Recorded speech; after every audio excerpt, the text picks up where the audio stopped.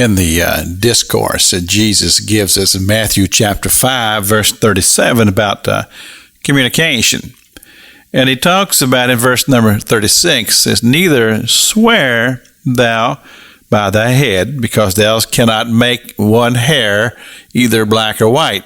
In other words, all of your emphasizing your communication is not going to change what's truth.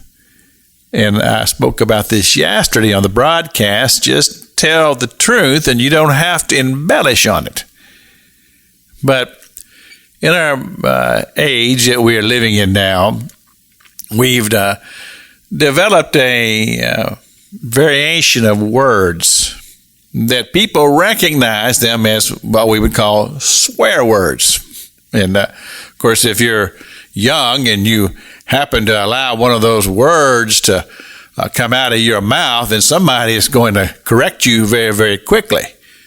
Unfortunately, people grow up and they didn't get corrected, and they use this type of vulgarity and vocabulary as just commonplace.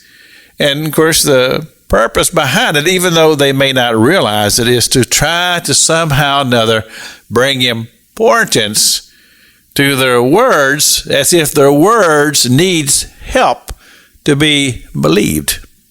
I remember one time I was in a fast food restaurant in the line waiting to be able to make my order. And there was a gentleman standing right behind me, and he is just using vocabulary that would be considered swear words just in a straight line, just blah, blah, blah, blah, blah, blah, blah. And I'm standing there thinking, I said, this is really offensive. But I know that if I turn around and confront him, this is going to become a big ordeal. And I'm just not one to want to get into a big ordeal. And then something dawned on me. There were children there in that line as well.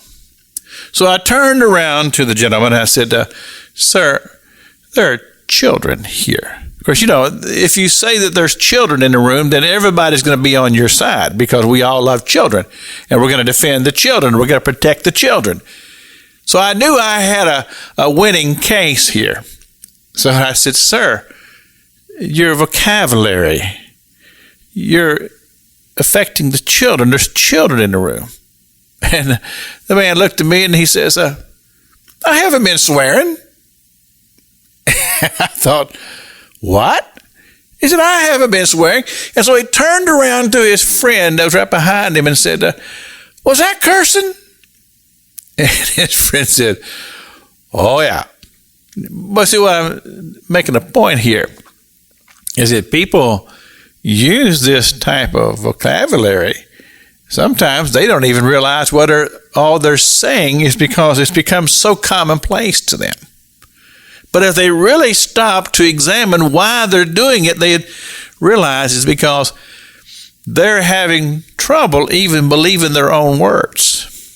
And so they feel like their words need to be embellished by using these terms that society has come to accept, these terms just for what they are.